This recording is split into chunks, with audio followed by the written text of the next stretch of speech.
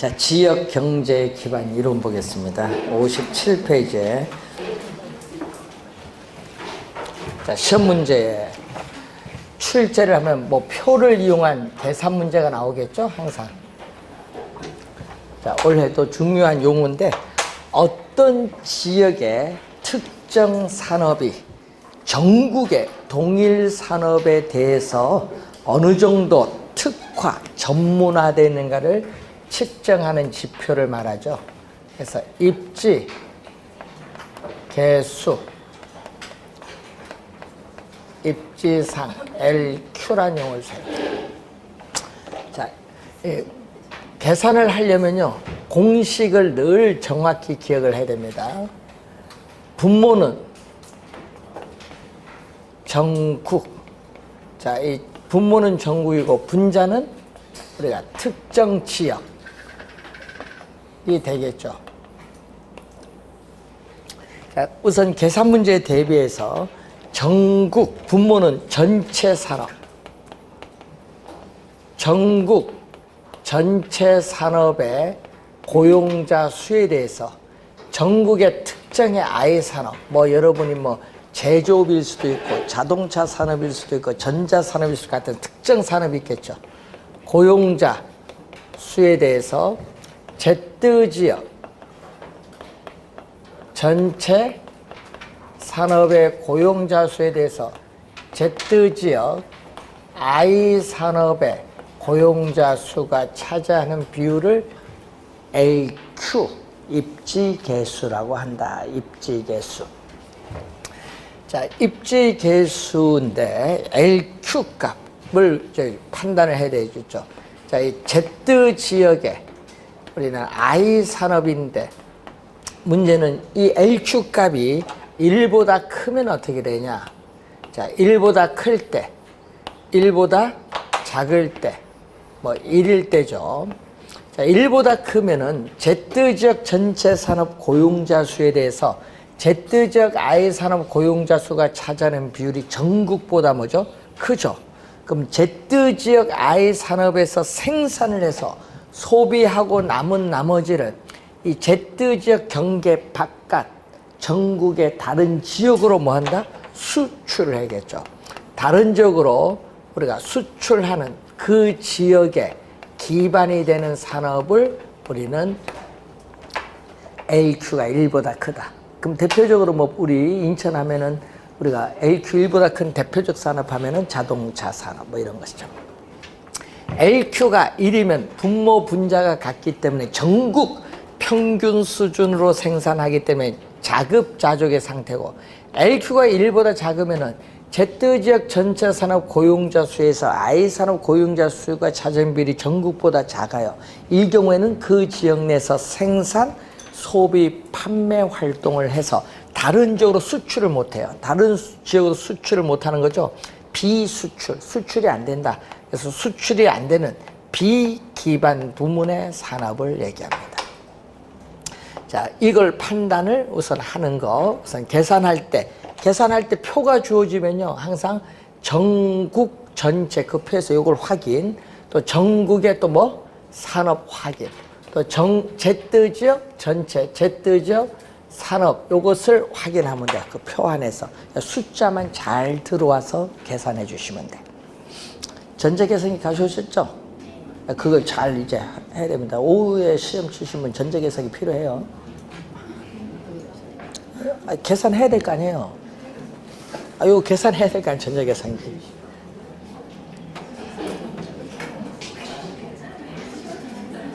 휴대폰도 있어요, 전자계산기. 휴대폰도 있습니다. 전자계산 안 가져오셔도 괜찮아요. 오늘은 휴대폰도 있으니까. 자, 58페이지에 도시 내부 구조이론 합니다. 자, 도시가 최초에 어떻게 형성돼서 도시가 발전되어 왔는가, 또 앞으로 미래에 어떻게 발전되는가를 나타내는 지표죠. 또 출제가 또 예상된 중요한 용어를 말합니다. 자, 1826년에 이 튀네는 이 고립국 이론을 우리가 발표를 하는데, 이 고립국 이론은 뭐냐면요, 최초의 농업 입지 이론이에요. 그래서 튀내는 중심지인 시장에서 거리가 멀어짐에 따라 이 재배되는 농작물의 형태를 6가지로 봐요. 튀내는 6가지로 보고 그 재배되는 작물에 따라 토지를 이용한 대가, 지대도 달라진다고 주장해요. 그래서 재배되는 작물이 6가지니까 뭐죠? 6가지 지대가 나오는 거예요. 6가지 형태의 뭐가 나오는 동심원 지대 모형이 나와요. 예? 6가지 형태의 재배되는 작물을 6가지로 보거든요. 그래서 6가지 형태의 동심원 지대 모형, 이걸 응용을 했어요. 튀렌의 고립국 이론에서 이걸 응용을 해서 어디에 적용을 한다? 농업용 토지에 적용하던 것을 어디에? 도시 토지 공간에 적용해서 나타난 1925년에 나타난 최초의 이론이죠. 버제스입니다. 버제스의 동심원 이론이죠. 자, 버제스는 이 미국 시카고 대학의 도시사회학자고요. 또 미국의 어릴 대상 시카고, 미국 시카고 대학의 도시사회학자입니다. 그래서 미국이라는 도시 중에 시카고인데 시카고를 대상으로 이론을 전개시키죠. 그래서 도시의 공간 구조에 있어서의 형성. 자, 여러분, 도시의 공간 구조가 어떻게 형성되고 분화되고 있느냐, 이것을 도시 공간 구조가 형성되고 지역이 분화되는 것을 도시 생태학이라는 용어를 사용해요. 버제스는 도시 생태학적인 관점에서 접근하고 있다. 도시 생태학적인 관점에서 접근하고 있다. 그래서 도시 최초니까 순서는 꼭 기억해야 됩니다. 중심 업무지구를 CBD, 이게 도시의 핵심이야. 이게 도시의 핵심, 중심 업무지구. 사회, 문화, 정치, 경제의 중추적인 역할을 하고 있는 핵심입니다. 근데 문제는 이 핵심이 중요한 것이 아니라 이게 중요하죠. 자, 도시의 핵심에서 밀려나서 우리는 적응하지 못해서 밀려나서 퇴폐, 슬럼지구를 형성하는 이 두 번째가 중요해요. 두 번째가 무슨 거죠? 점이지대. 이걸 시험에 엄청 많이 내는 거예요. 점이지대. 용어 어렵잖아요. 점이지대, 전이지역, 천이지역이라고 하죠. 그리고 공장에 저소득 근로자들이 거주해서 저소득 주택지역을 형성을 하고, 그리고 중상층 이상의 고소득층이 차지해서 고소득 주택지역을 형성하고, 그리고 교외, 위성도시죠.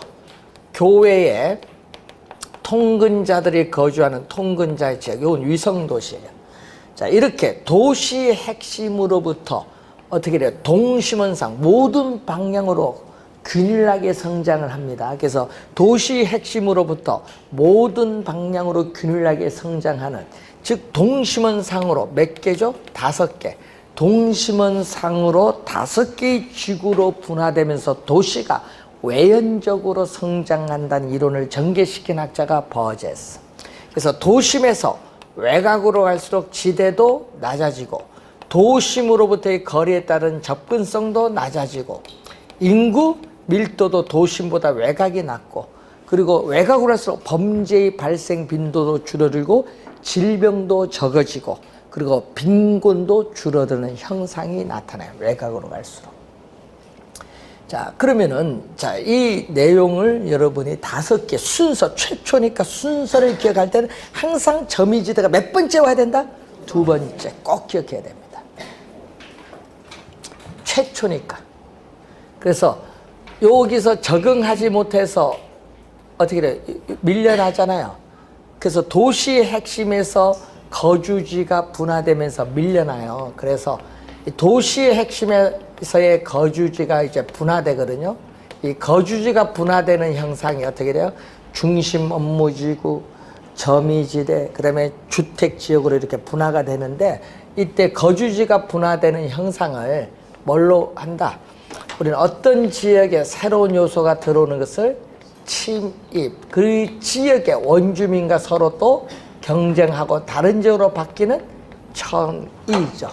그래서 이 도시 생태학적인 용어입니다. 요 세 가지는 도시 생태학적인 용어, 침입, 경쟁, 천이 등의 과정으로 설명하고 있는데 이 이론의 한계는 미국 시카고라는 하나의 도시만을 대상으로 한 거예요. 그래서 도시 내부 구조에 있어서의 성장 이론에 있어서 일반화에 결여되어 있다는 그런 문제점은 가지고 있어요. 하나의 도시만을 대상으로 했기 때문에. 자, 그러면은 이 버제스의 동심원 이론도 핵심이 몇 개? 하나. 그래서 이 동심원을 변형했어요. 자, 원을 우리가 변형해서 나타난 모형인데 1939년에 나타난 호이트의 선형 이론이 있어요. 선형 이론, 축 이론, 부문 이론이라고 하죠. 부문.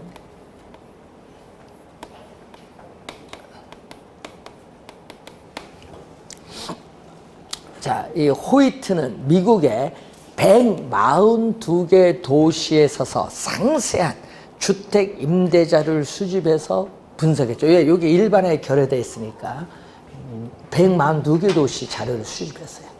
그래서 우리는 도시의 핵심도 이것도 마찬가지로 하나, 이것도 뭐죠? 핵심이 하나.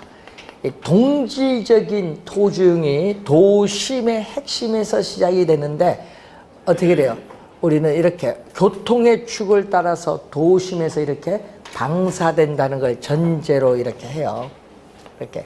그런지 이렇게 방사되는데 이 모양이 이렇게 무슨 모양을 띠고 있는 거예요?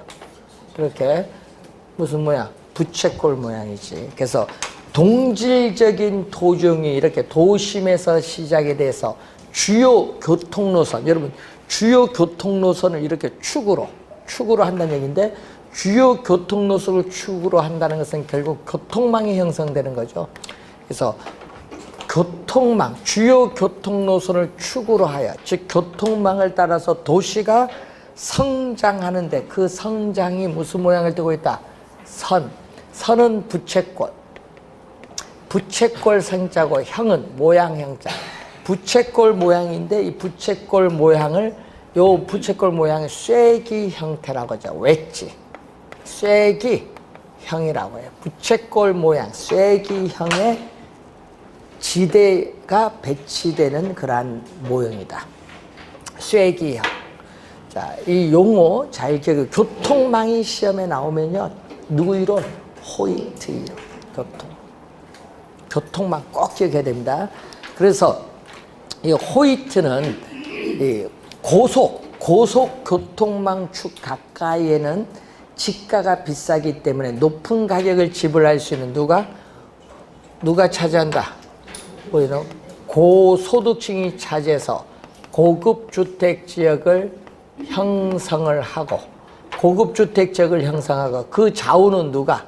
그 좌우는 우리는 중급 우리가 주택 지역이 형성이 되고 저소득층은 고소득층과 이해가 상반되기 때문에 저급주택 지역은 고급주택 지역 반대편에 입지하는 경향이 있다. 이렇게 보시면 돼요. 그래서 고급주택 지역을 지나치게 강조한 이론에 불과하다는 한계가 있어요. 그래서 높은 주택 가격을 지불할 수 있는 고소득층에 있어서의 그 능력이 도시 주거 공간을 결정하는 중요한 관건이라고 주장한 학자가 누구죠? 호이트.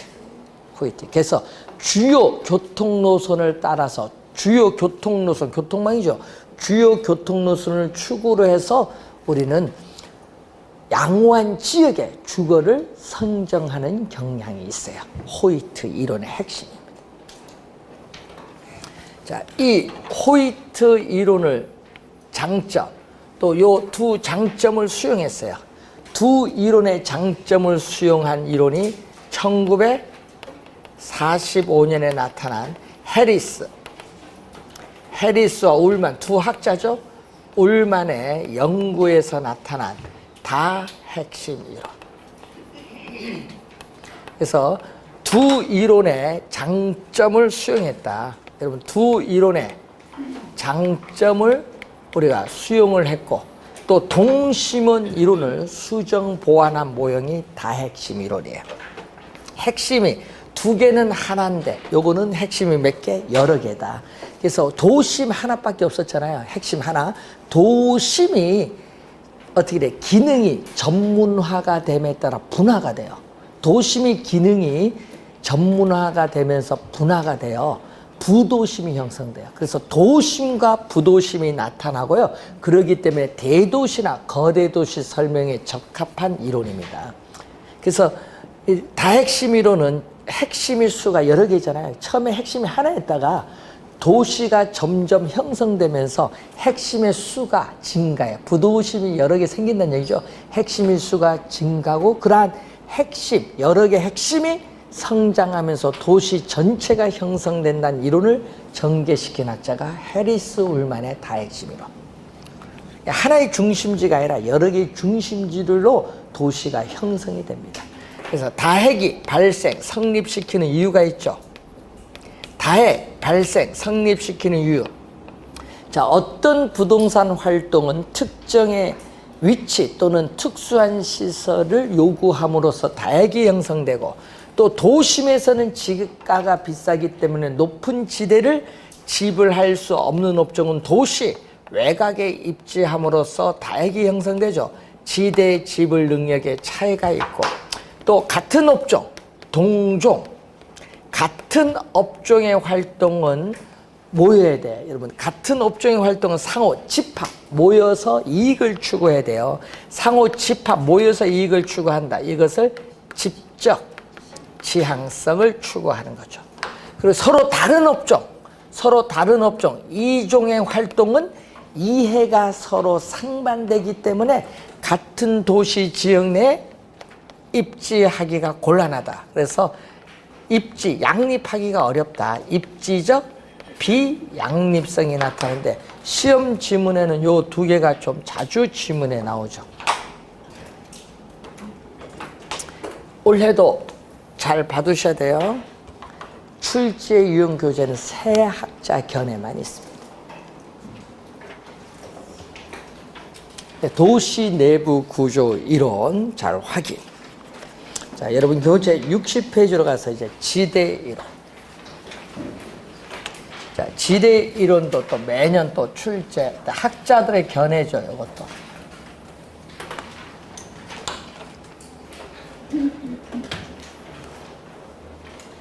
작년에는요, 니카도하고요, 튀넨하고 마샤를 출제해서 세 학자의 견해를 지문 4개로 구성해서 박스로 출제했어요. 그러니까 하여튼 학자들의 견해를 출제합니다. 자, 우선 학자들의 견해를 공부하기에 앞서서 고전학파가 있죠. 60페이지 보시면은. 자, 고전학파는 1776년에서 1870년 이 사이에 거의 100년간의 이 시대를 얘기해요. 자, 이 고전학파는요, 토지도 있고요, 자본도 있고, 노동이 있는데, 이때 토지는 인간의 노동이라는 힘이 작용함이 없어요. 인공적인 힘이 작용하지 않았다. 그러니까 무슨 얘기죠? 인공적인 힘이 작용하지 않고 자연적으로 주어져 있는 물건이 토지에 자연으로 주어졌다. 자연적으로 주어지는 물건. 그래서 사용하여도 토지는 또 뭐가 돼? 소모되지 않아요. 예? 굉장히 중요한 특징이잖아요. 근데 자본은 뭐예요?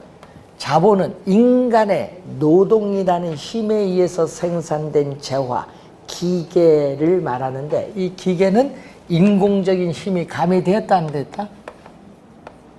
인간의 노동이라는 인공적 힘이 가미가 되었죠. 인공적 힘이 가미되어 있고 사용됨에 따라 소모가 된다 안 된다? 기계, 소모가 되는 이게 자본이에요. 그래서 고전학파에서는 이 토지 자본을 뭐한다? 구별합니다. 토지 자본을 구별하여 이론을 전개시켜요. 자, 이때 토지 자본 노동을 생산 과정에 투입을 해서 발생한 총수익에서 뭐에 대한 우리가 이 노동에 대한 대가 또 자본에 대한 대가를 지불해요. 여러분 총수익에서 노동에 대한 대가, 자본에 대한 대가를 지불하고 남은 게 있죠. 이 남은 자녀 수익이 잉여가 되는 거예요. 이제 대가를 지불하고 남은 이 나머지 잉여, 이 잉여를 누구에게 주라 이거죠. 잉여를 자연적으로 주어져 있는 물건인 토지에, 이 토지에 대한 대가, 지대로서 잉여를 뭐하라? 지불하라. 그래서 지대는 잉여의 성격이다. 자연물인 토지에 대가로 지불하는 지대에는 잉여의 성격이다. 노동 자본을 대가 주고 남은 것을 주는 거야. 토지에 자연물이기 때문에. 그래서 지대는 잉여의 성격인데 뭐죠? 인간의 노력에 작용함이 없잖아요. 자연적으로 주는 토지에 주는 거니까. 그래서 인간의 노력에 없이 주어진 소득이에요. 불로소득이라고 하죠. 그래서 지대는 잉여의 성격을 가지면서 불로소득으로 간주하기 때문에 고전학파의 경제학자들은 이 불로소득을 세금을 통해서 적극적으로 뭘 해야 된다? 환수해야 된다고 주장을 해요. 그래서 뭘 한다? 우리는 소득 분배, 고전학파의 경제학자들은 그래서 소득 분배에 뭐를 가지고 있죠? 중점을 두고 있다. 소득 분배에 중점을 두고 있고 자연물이기 때문에 토지의 자연적 특성도 강조해요. 그래서 지대는, 고전학파에서는 지대는 시장에서 거래되는 생산물, 이때 농산물이겠죠. 이 시기에는 시장에서 거래되는 생산물 가격에 의해서 결정된다. 즉 생산물 가격에 영향을 미치는 요인이 아니라 생산물 가격에 의해서 결정되어지는 결과다. 자, 고전학파의 견해입니다. 그래서 고전학파의 대표적인 학자, 자, 고전학파의 대표적인 학자가 작년에 지문 4개 중에 2개가 여기서 출제했어요. 니카도에서. 자, 니카도, 데이비드 니카도의 차액 지대서. 자, 여러분 니카도 하면 이제는 이게 절대인가 차액인가 이제 그 정도 수준은 이제 넘어갔죠. 니카도는 차액 지대서. 이 정도까지 오면은 합격권이죠. 처음 공부할 때 니카도 하면 여기 절대지대인지 차액지대인지 입차지대인지 위치지대 여기 막 헷갈려요.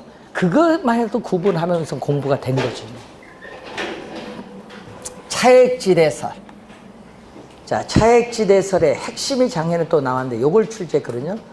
영국에서 이 농업용 토지에 있어서 영국에서의 이 농업용 토지에서의 비옥도의 차이. 뭐 비옥도에 따라 수확량이 달라지니까 이 비옥도의 차이.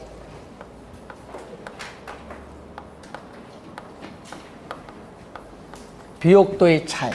이걸 작년에 좀 말을 바꿔서 질적인 차이로 출제해요. 비옥도의 차이, 토지의 질적인 차이, 즉 비옥도의 차이인데 비옥도의 차이가 있거든요. 그럼 농업용 토지에서의 단위 면적당 수확량도 비옥도가 다르면 수확량도 차이가 있겠죠.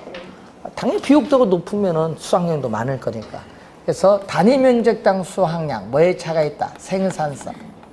자, 단위 면적당 수확량, 생산성의 차이가 있고 이러한 생산성의 차이는 또 뭐를 가져온다? 지대의 차이를 가져온다. 작년에 요걸 출제했잖아. 질적인 차이에 따른 지대의 차이. 누구 이론? 니카도. 요걸 출제했습니다.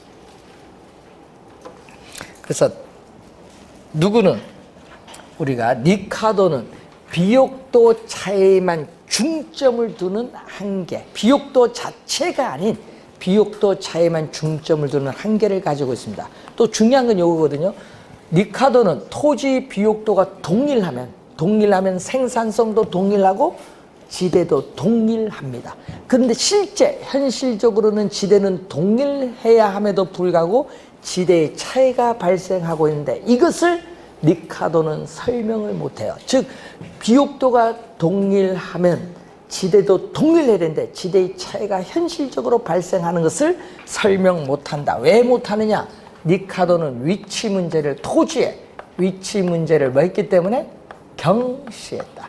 토지의 위치 문제를 경시했기 때문에 그렇다. 경시했다는 한계가 또 있고. 자, 그러면 니카도에 있어서 지대를 발생시키는 원인이 뭐냐? 자, 니카도에서의 지대를 발생시키는 원인은 우선 비옥한 토지. 뭐 비옥한 토지가 무한대로 있으면 좋겠는데 여러분 비옥한 토지가 한정되어 있어요. 비옥한 토지가 한정되어 있다는 뭐죠? 희소성이 나타나죠. 그리고 토지에 인간의 노동력 한 사람, 두 사람, 세 사람 계속 투입을 하면요. 총 생산량은 증가하는데 어느 일정 면적에 일정한 노동력이 더 이상 투입되면 오히려 총 생산량의 증가분은 점점 줄어드는 현상이 나타나요.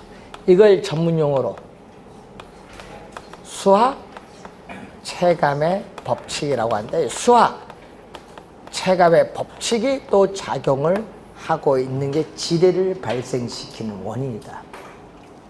자, 그래서 니카도는 토지의 비옥도가 높은 토지를 뭐죠? 우둥지에서의 단위 면적당 농산물의 수확량, 이 생산성이 나오고 또 뭐가 나오죠? 우리는 열등지, 토지 비옥도가 낮은 토지를 열등지인데 열등지 중에서도 열등지 가 가장 최자죠. 최열등지. 시험 지문에 최열등지 나오면 해석이 돼야 돼요. 우리는 이걸 한계지라고. 열등지 중에 열등지인데, 그래서 니카도는 한계지를 뭐라고 설명하냐 하면요. 니카도는 한계지를 토지의 생산성이 가장 낮은 토지다. 자, 토지의 생산성이 가장 낮은 토지의 생산성이 가장 낮은 토지를 한계지라고 설명해요. 그래서 니카도는 이 한계지에서는 토지의 생산성이 가장 낮기 때문에 시장에서 거래되는 생산물 가격과 그 농산물을 생산하는 데 드는 생산비가 같다고 보는 거예요. 그래서 이 한계지는 생산성이 가장 낮기 때문에 이 한계지를 기준합니다. 이 기준에서 이보다 더 높은 비옥도를 가진 우둥지에 대한 생산성에 대한 대가를 지대로 지불해야 된다는 이론을 전개시킨 학자가 리카도죠. 이 차액지대라는 말은 얘기죠. 요겁니다. 요걸 기준, 생산성이 가장 낮은 토지, 요걸 기준했을 때 두 토지의 생산성에 뭐만큼? 차액만큼 뭐를 지불하자? 지대. 차액만큼 차액 지대서. 이렇게 붙은 거예요. 명칭이. 차액 지대서. 작년에 또 요거 났죠. 요 생산성의 차액이 지대로 가죠. 이걸 또 작년에 출제했어요. 누구 이론? 니카도. 니카도는 작년에 여기서 출제했어요. 그리고 또 니카도에서 시험 많이 나온 게 있죠. 니카도는 한계지, 최열등지에서 지대가 나오는데 니카도는 이 지대를 뭘로 보냐? 시장에서 거래되는 생산물 가격에서 그 생산물을 생산하는데 드는 비용을 뺀 걸 지대라고 보는데 문제는 한계지에서는 생산물 가격과 생산비가 서로 같기 때문에 뭐가 돼? 제로가 된다. 이걸 시험에 또 많이 내요. 니카도는 한계지에서 지대가 발생하지 않는다. 제로니까 지대가 발생하지 않는다. 중요 포인트. 니카도는 한계지에서 지대가 발생하지 않는다.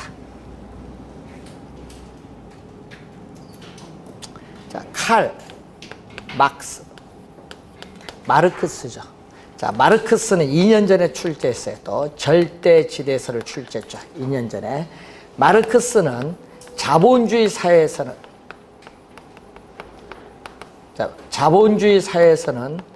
토지가 국공유화된 것이 아니라 뭐죠? 사유화가 되어 있어요. 그래서 마르크스는 토지의 비옥도의 차이에 따르는 생산성 차이와는 무관하다. 무관합니다. 관계없이 토지가 사유화가 되어 있기 때문에 이 토지 소유 자체가 지대를 발생시키는 원이라고 주장해요. 이 지대를 발생시키는 원인은 토지 소유 자체다. 소유 자체가 지대를 발생시키는 원인이다. 그래서 토지 소유자는 단지 토지를 소유하고 있다는 그 자체로 인해서 지대가 발생해요. 그럼 절대지대는 토지 소유자가 토지를 소유하고 있다는 독점적인 지위로 인해서 발생하는 수입이 절대지대거든요. 그래서 이 마르크스는 그래서 한계지 또는 한계지 밖에 있는 토지라 할지라도 토지 소유자가 요구하면 지대를 지불해야 돼요. 그래서 한계지에서도 최열등진 한계지에서도 지대가 발생한다고 주장한 학자가 누구? 마르크스.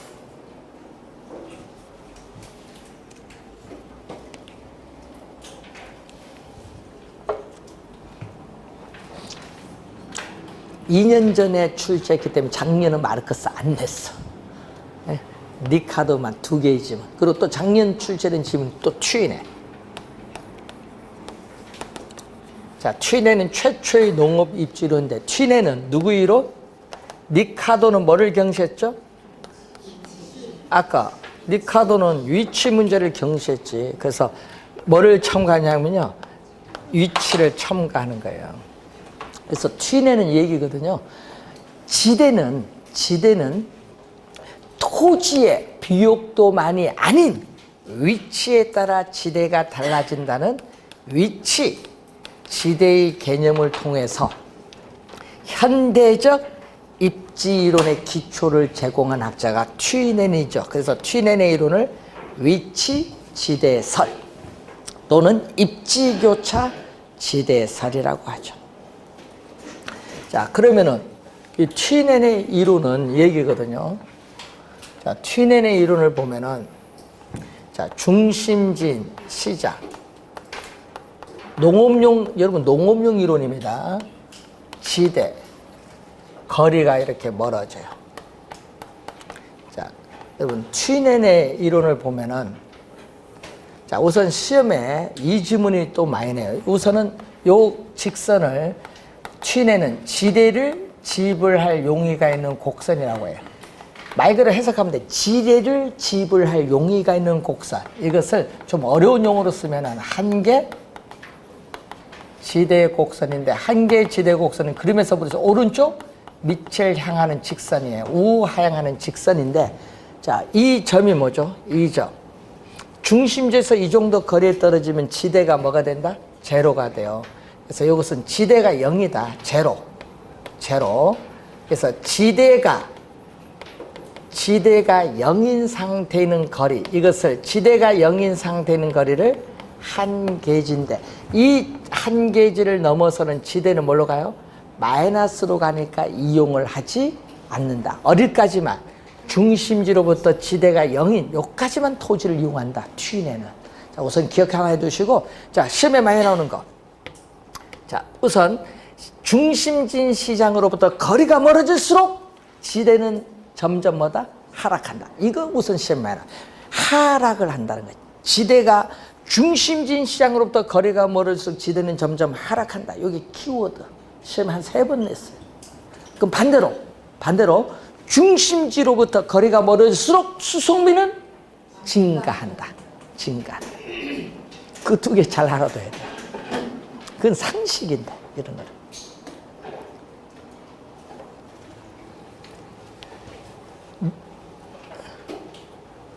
자, 그러면은 여기서 자 여러분 이 한계지 안에서만 이용하거든요. 농업용 토지가 예를 들어서 A다. A는 한계지보다 안에 있잖아요. 그럼 예를 들어서 이런 농업용 토지가 한계지 내에서 농업용 토지가 중심진 시장에 가까워지면 가까워질수록 전략되는 수송비. 이 전략되는 수송비가 뭘로? 지대로 지불해야 된다. 지대로 지불해야 된다. 주장한 학자가 누구다? 튀넨이다. 그래서 수송비의 전략분을 뭘로? 지대로 지불해야 된다. 그래서 튀넨은 수송비의 중요성을 강조합니다. 튀넨은 수송비의 중요성을 강조합니다. 자, 그림 한번 또 이해를 시킬게요. A라는 농업용 토지에서 생산해서 시장까지 팔려고 운송을 해야 될 거 아니에요. 운송을 하면은 한계지에서 생산해서 운송하는 것보다 이 거리에 해당하는 만큼 수송비가 전략돼요. 그런데 그 전략되는 수송비가 작다 보니까 지대도 이렇게 낮아요. 되겠죠? 자, 그럼 비농업용 토지에서 생산해서 시장에 운송을 하면은 한계지에서 생산해서 운송하는 것보다 이 거리에 해당하는 만큼 수송비가 많이 전략되기 때문에 지대도 이렇게 높다. 그래서 그러면 요걸 기준입니다. 항상 한계지를 기준했을 때 A, B 두 농업용 토지인데 한계지를 기준했을 때 한계지를 기준으로 생산했을 때에 비해서 A, B 두 농업용 토지에서 생산했을 경우에 이 두 농업용 토지 이 거리 이 두 농업용 토지의 이 거리의 차이에 따르는 수송비 차이가 뭐를 가져온다? 지대의 차이를 가져온다. A, B 두 농업용 토지의 거리에 따르는 수송비의 차이가 뭐를 가져오죠? 지대의 차이를 가져오는 것이 바로 튀넨이야. 그래서 튀넨의 이론을 입지교차 지대설이라고 하는데, 자, 비옥도의 차이에 따른 지대의 차이는 누구? 리카도. 수송비의 차이에 따른 지대의 차이는 튀넨. 큰 차이점이 있어요.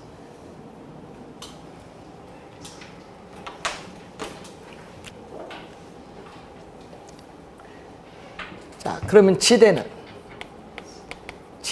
여러분 리카도는요, 시장에서 거래되는 농산물, 생산물 가격에서 그 생산물을 생산한 비용 뺀 거, 요것을 리카도는 지대로 봤거든요.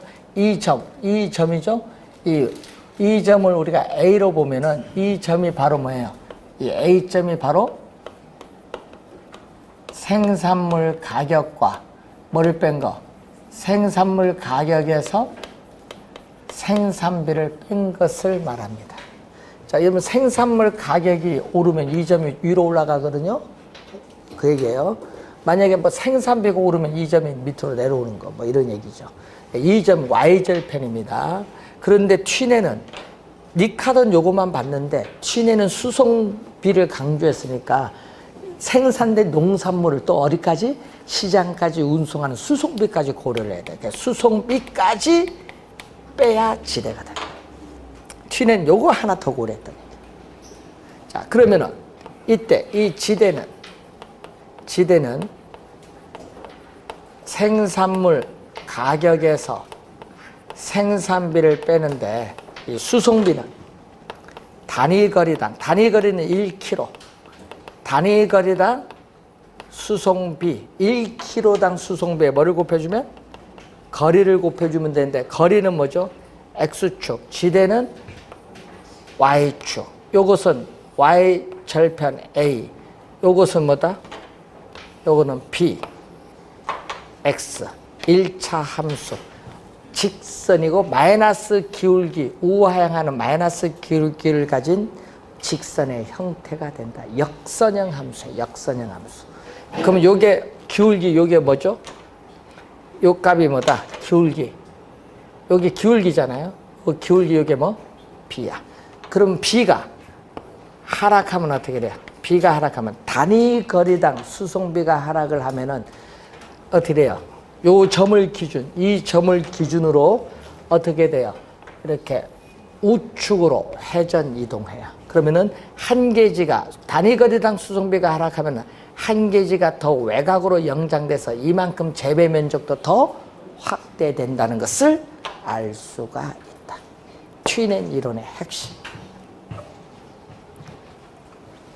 자, 그리고 여러분 61페이지 보시면은 도시 토지 지가의 이론의 신고전 학파의 대표적인 학자가 누구죠? 알프레드 마샬. 자, 마샬이 나오는데 마샬에서는 작년에도 출제했어. 여러분 작년에도 출제했는데 여기에 시험 문제 3번 출제했거든요. 24회, 26회, 28회. 이건 짝수만 좋아하는 건데. 24, 26, 28회 3번 출제한 용어예요. 여러분 고전학파의 지대, 고전학파의 지대의 개념을 신고전학파에서 더 확대했어요. 뭐 준지대, 지대에 준한다. 더 확대했다. 고전학파에서의 지대의 개념을 우리는 신고전학파에서 지대의 개념을 더 확대를 한 학자의 대표적인 학자가 누구다? 마샬. 그래서 마샬은 그래서 고전학파의 지대의 이론, 니카도의 차액 지대에서 고전학파의 대표적 학자가 니카도잖아요. 니카도 이론을 재편성해서 나타난 게 마샬의 이론이에요. 그래서 준지대는요, 단기에만 성립합니다. 준지대는 뭐에만 성립한다? 단기에만 성립하는 개념. 단기적으로 토지는 이미 고정되어 이동할 수 없어요. 단기적으로 고정된 토지, 단기적으로 고정된 토지 이외에 고정된 생산 요소, 예를 들면 기계나 기구 등의 고정된 생산 요소에 대한 대가로 지불해야 되는 게 뭐다? 준지대다.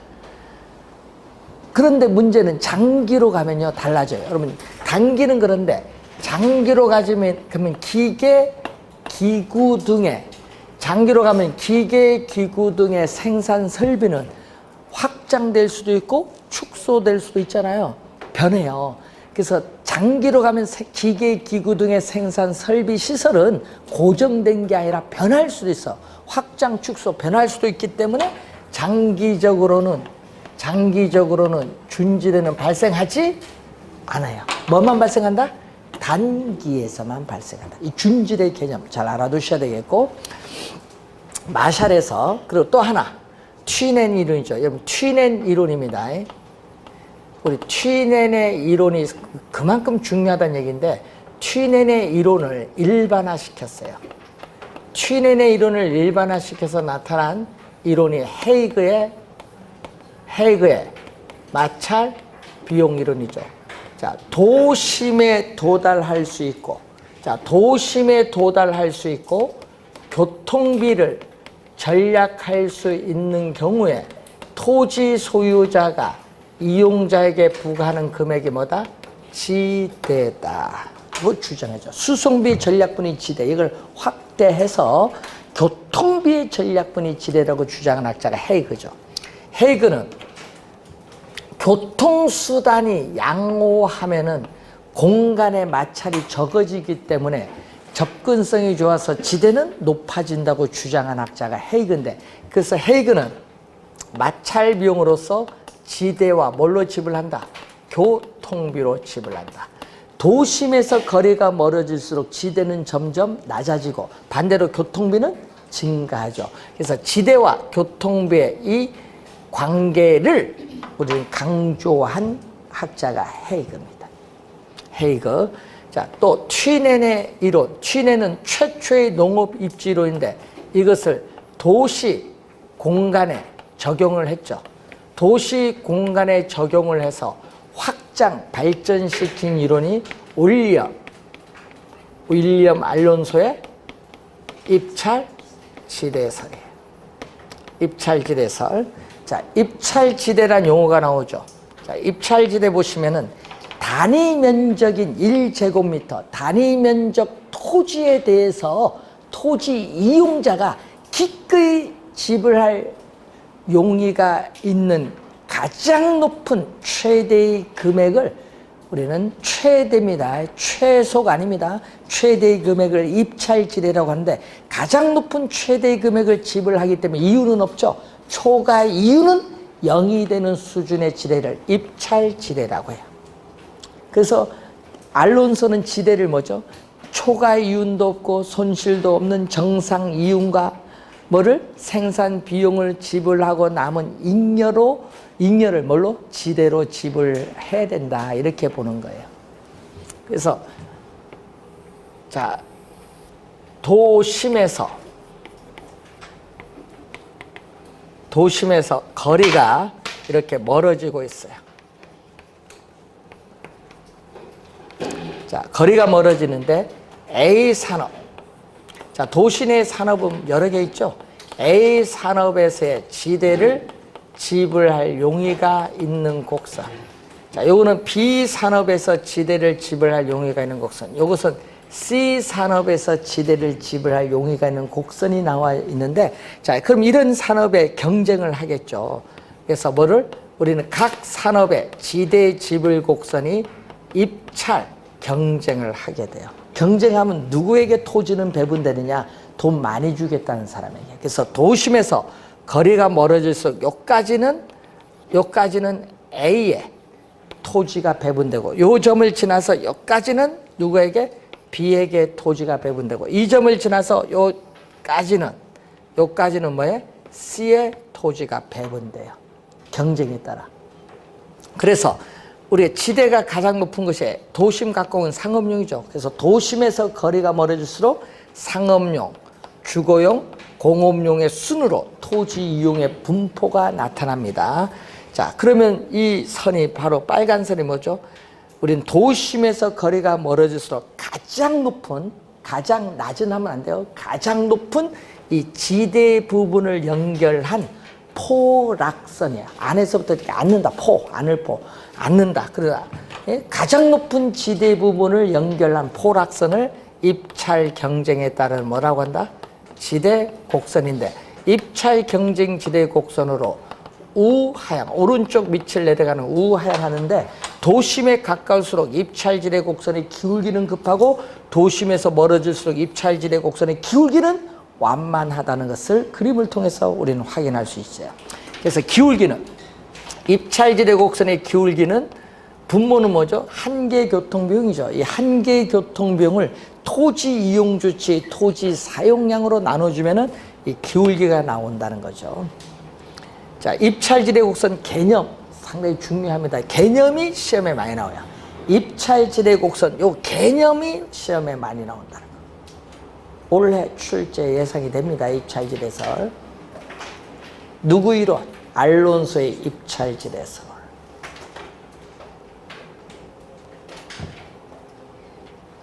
많이 안 했어요, 학자. 니카도, 마르크스, 튀넨에서 도시 토지로 넘어가서 일반화한 헤이그, 도시 공간 적용 발전 확장시킨 알론소 입찰지대설. 그리고 누구? 마샬. 그럼 마샬은 어느 학파? 아까 신고전학파의 대표적인 학자예요. 마샬은 신고전학파의 대표적인 학자인데 1890년대, 즉 19세기 후반에서부터 대공황이 발생하기 전에 이 시기를 신고전학파인데, 신고전학파는 토지, 자본, 노동에 있어서 이 두 가지는 구별하지 않았다. 구별 안 했다. 왜? 토지도 생산 과정에 투입되는 생산 요소, 자본도 생산 요소, 노동도 생산 요소에서, 그래서 토지에 대한 이용한 대가로서의 지대는 토지라는 뭐에 대한? 생산 요소에 대한, 그러니까 60페이지에 나와 있어요. 토지에 대한 생산 요소에 대한 대가고, 이 지대는, 신고전학파에 쓴 지대는 그래서 생산물 가격에 영향을 미치는 요소 비용으로 파악한다. 뭘로? 비용이에요. 그래서 이 토지로부터 생산된 재화의 가격에 지대가 영향을 미치는 이 비용인가 아닌가에 따라서 우리는 지대 이론의 논쟁의 핵심이 있습니다. 이 지대가 토지로부터 생산된 재화의 가격에 영향을 미치는 요소 비용이냐 아니냐의 지대 이론 논쟁의 핵심이 있죠. 지대가 아니고 잉여라고 보는 것은 고전학파, 지대를 비용으로 보는 건 뭐죠? 신고전학파의 견해. 그래서 지대는 토지에 있어서의 한계 생산물에 대해서 토지 가격, 토지의 한계 생산물에 토지 가격을 곱한 것을 토지의 한계 생산물에 있어서의 가치인데, 이 지대는 토지의 한계 생산물의 가치가 일치하는 데서 결정되진다고 주장한 학자가 신고전학파의 견해. 그래서 한정된 토지 자원의 효율적 이용에 초점을 둔 게 바로 뭐다? 신고전학파의 견해라는 것을 확인해 두시면 되겠습니다.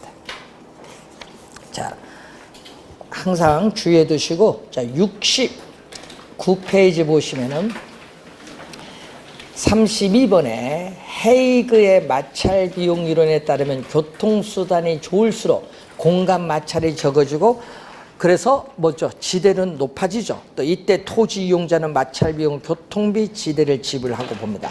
자, 33번 마샬은 일시적이죠. 영구적이 아니라는 거예요. 일시적 밑줄, 영구적이 아닙니다. 일시적으로 토지 성격을 가지는 기계, 기구 등의 생산 요소라는 대가, 여기 바로 준지대입니다. 파레토 지대가 아니라 준지대. 이런 파레토 지대는 경제지대입니다.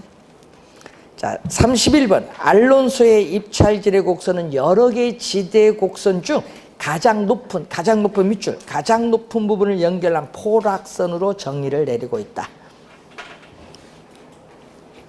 자, 30번 보시면은 도시로부터 거리에 따라 농작물의 재배 형태가 달라지죠. 6가지 농작물로 재배된다고 했어요. 달라진다고 착안해서 수송비 차이가 지대의 차이를 가져온다는 입지교차 지대수를 주장한 학자는 누구냐? 튀넨이다. 마르크스가 아니라 튀넨의 이론입니다. 키워드 핵심을 잘 보시고 잠시 쉬고 72페이지 이론부터, 정책 이론부터 시작하도록 하겠습니다.